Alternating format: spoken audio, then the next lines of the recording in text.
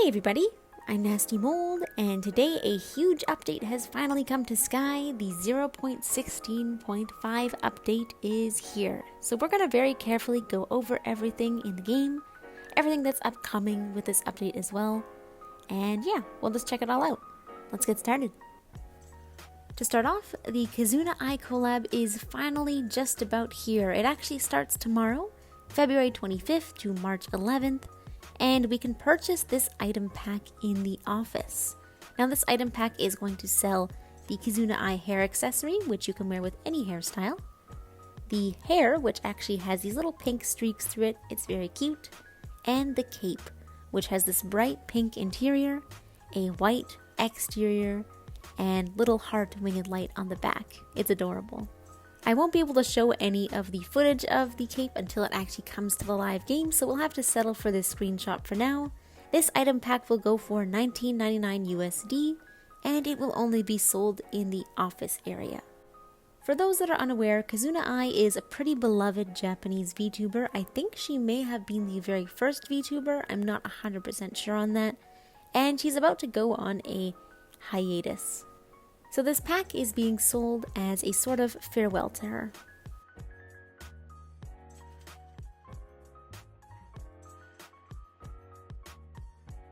The beloved Days of Bloom event is almost back. It'll be coming from March 28th to April 10th, and all past cherry blossom items will be returning, as well as some new wisteria themed items. This year, the Days of Bloom event will take place in the Hidden Forest, and we have this really beautiful portal to bring us into it. Please note that some of these clips are going to be a bit outdated. The wisteria tree is going to be a lot bigger, but the Lightseekers gang is here to visit for this event, and they are super animated. They walk around, they interact with each other. It's perhaps the most expressive spirits we've seen yet.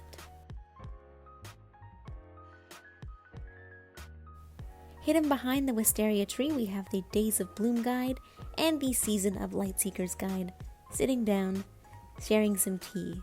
We can also trade the new and past items from these spirits. The Bloom guide will have the wisteria cape on the very top now, the only major change being that there is a blessing before it.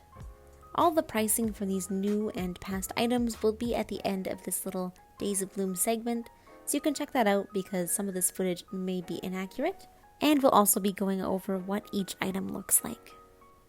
This event really looks like it will be a lot of fun. The spirit seems so alive and active for this Days of event. My favorite situation was when I was hanging out with these ones. They did the confetti glitch with their flute. How cute. Such a silly little touch that didn't need to be here, but it is. For the duration of the event, there will also be some idle wax coming from the tree, so that's very nice. Now let's check out all of the items and their pricing. First up, we have the returning items, and to start, we have the Pink Bloom tea set. This came last year, and it is a cherry blossom themed, adorable little tea set. I love the decorations on the table. You and another Sky Kid can sit across from each other. It is a two-person chat table.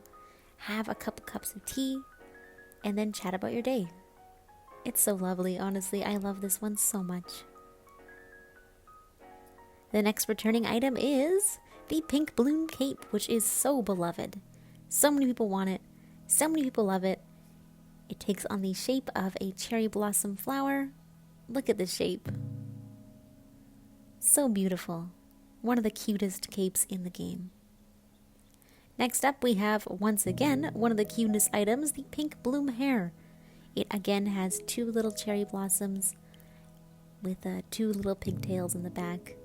The bangs are adorable. The hair framing the face is adorable. In my opinion, this is one of the most well-made item sets in the game. The Pink Days of Bloom items. For new items, we have a brand new tea set. This is the Purple Bloom tea set, which is wisteria themed, and it gives Alice in Wonderland vibes. This one is a three-person chat table. You can sit down, and it has like a traditional sort of English tea with the teacup and the saucer. Your Sky Kid will actually hold the saucer and pick up the teacup, which is very cute. This one also features like tea snacks in the middle of the table as well, which you can also eat. So cute, I love this one. All the decorations on the table are amazingly well done. And for our last new item, we have the Purple Bloom Cape. Once again, petal themed. This one is based off of a wisteria petal. It has this amazing gradient in the back. It looks so pretty. And for some reason, you can't see the ball. There's a little floating ball. Reminds me of a Lightseeker's cape.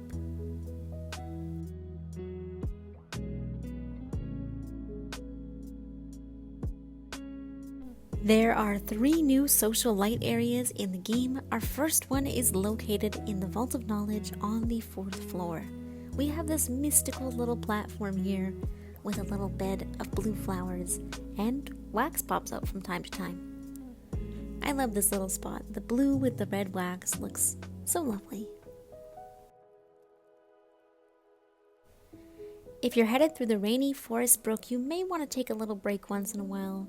It's so cold, so shivery, and now we can do so. All we have to do is fly up and towards the right-hand side where the giant bonfire is, and we now have another social light area. This one is extremely ambient with the sound of the crackling fire, offset with the sound of the drippy, poury, chilly rain. It's really nice to just sit here.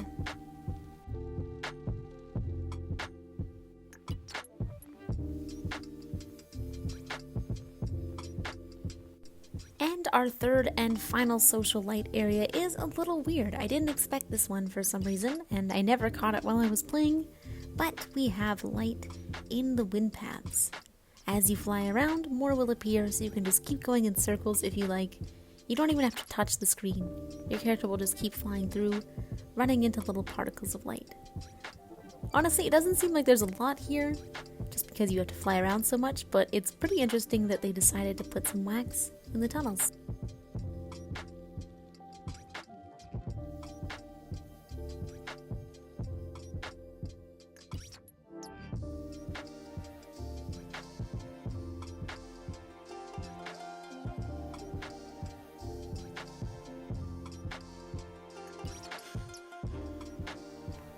The shared spaces system got a massive revamp. It's really interesting actually. You can even earn hearts from sharing your shared space creations.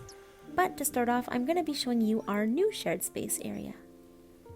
Once again, with the new season, we have a brand new shared space. This one can be found just beyond the boat over here, and it has a few hidden little secrets. For one, we have this cave over here, and if we walk nice and close, a mural will appear. Just a little extra shared space decoration. I think it's really cute. It's a nice touch. And what I find to be one of the most interesting parts about this entire shared space is that over here, there is an underwater section. Let me just figure out how to dive. There we go. So we have this huge oxygen-filled area where you can actually place items all around here. I'm eager to see some pirate coves or mermaid caves coming up. Another thing is just how massive this shared space area is. It is enormous. It reaches all the way from the staircase there to the staircase on the other side. It is our biggest shared space yet, which is really nice because I do find they're a little bit cramped and small. And of course we have this entire underwater patch as well. Lots of space to do lots of stuff, build whatever you want. I love this one, it's really interesting. And I love that the boat can go in the water. Yay, boat prop. So we also have a massive overhaul to the entire shared space system, and I will show you what I mean by that, but first we have to create a shared space. Now I have all of this stuff here. It was supposed to be the fox and the pumpkin camping under the stars, but I'm going to get rid of it for the purposes of this video by tapping our new Clear All button, which you can find in the bottom left corner here. It makes it so much easier, especially for the upcoming updates where you may want to revamp your shared space pretty often. So I'm just going to make something really quick. At this point I kind of forgot that I don't have all of these same items in the beta, so I'm missing quite a few My plan was to make like a little witchy sort of shop, but it fell through a little bit.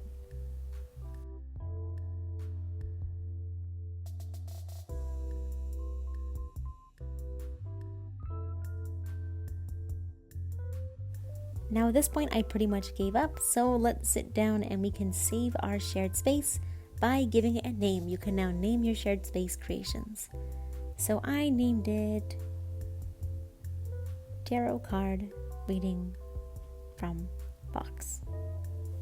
Now this saves our shared space, very similar to how the message shrines work, how you can scroll through them and view yours and view your friends. So we can look at mine, we could actually view the shared space, we could edit it, and we're actually going to enter the shared space here. So once you've entered the shared space area, it basically brings you to a private realm where you can't see players around you. So there's no real distractions. From here you can project other people's saved creations if you'd like to. You can also project other players' shared spaces into the actual realm so everyone can play with those items, and you can like other players' creations. And getting 50 likes will net you 1 heart. So in that way, it is very similar to the note shrines. Now I'm going to open someone else's and we will see what this creation is. It's called It Floats, and I've already liked it. It does float. I can confirm, yeah. So I'm in my private space, but if I wanted to, I could share this with everyone. Interesting. Let's go over the menu a little bit. So the first button up top is to return to the normal realm. You won't be in your private shared space anymore. The second one is to share the space with everyone, which will bring you to the normal realm. We're not going to do that yet. We then have the like button, which I've already done, and getting 50 likes will net you 1 heart, which is really nice. We have a hide this candle option, just like the note shrines, and we have a report option if anyone's being a little bit nasty with their creations. We can view the next shared space, which is called I Can't Read That Character. Yeah, looks like a little tea set. We can view this one. Sprout Heart Sprout. Oh, it's floating as well. I've seen some pretty amazing creations in this already, just in the beta, so I'm pretty excited to see what people will create in the live version. There are also little arrows on the sides so you can project the next shared space a little faster. Otherwise, you can just tap on the candle and open this menu, view this shared space. We also have the candle reset button in the very middle, which will reset all of the candles here. I don't think it's going to do a huge difference for the beta right now because there aren't a lot of shared spaces public, but if you're in the live version, you would probably find quite a few new ones. Yeah, we've already seen this one, exactly. So yeah, this new shared space update makes it a lot more interesting and a lot more fun to actually create unique shared spaces. One of the most interesting ones I've seen in the beta so far is this one, which I believe is called the Pumpkin King. He's terrifying, a giant golem of a man. Scary.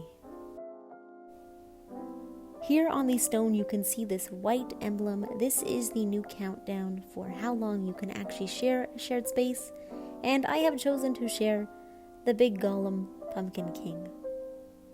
Now everyone can see him, not just me. So it's nice that you can project everything, not just your own design.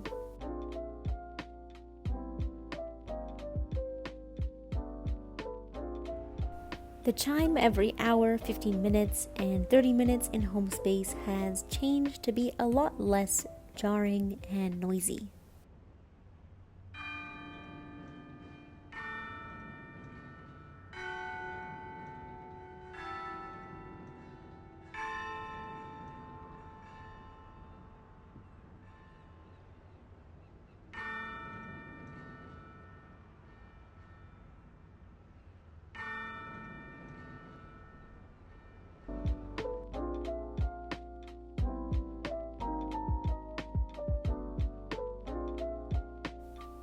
Have you ever been in the Sanctuary Islands just wishing you could actually cool down?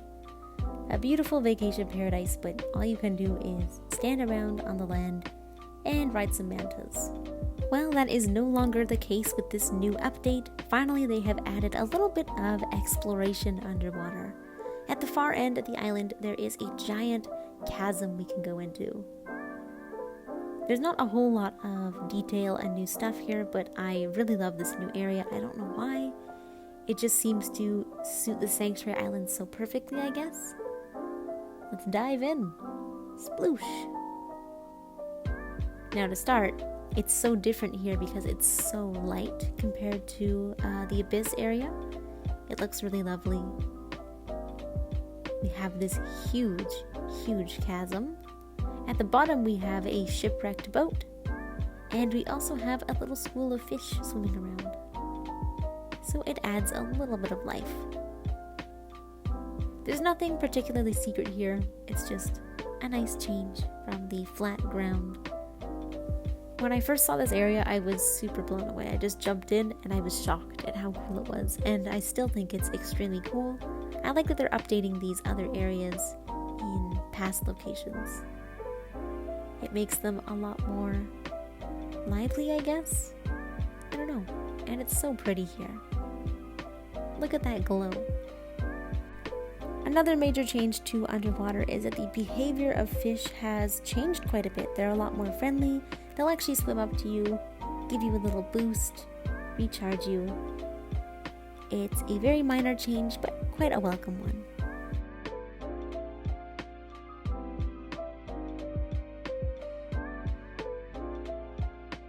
The free-to-play rebreather that you can unlock after we complete our final Season of Assembly quest has changed, which is a very welcome change. I did not like the last one. I thought it was so bad. It had a little zit on the face. It was not the vibe, but this one actually looks like a normal face mask in a way. Not really a rebreather, but I definitely prefer it.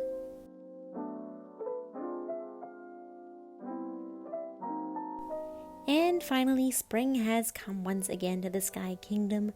All of the snow is melted. The grass is finally its normal green color, aside from the fact that I am laying in it at sunset, so it's a little bit orange. No more pink, no more days of love, only green. And honestly, it's quite refreshing to have the grass come back. Well, that's pretty much everything for the update. Thanks so much as always for watching, you guys. I hope you found this helpful. Hope you enjoyed. And I'll see you in the next one. Bye bye!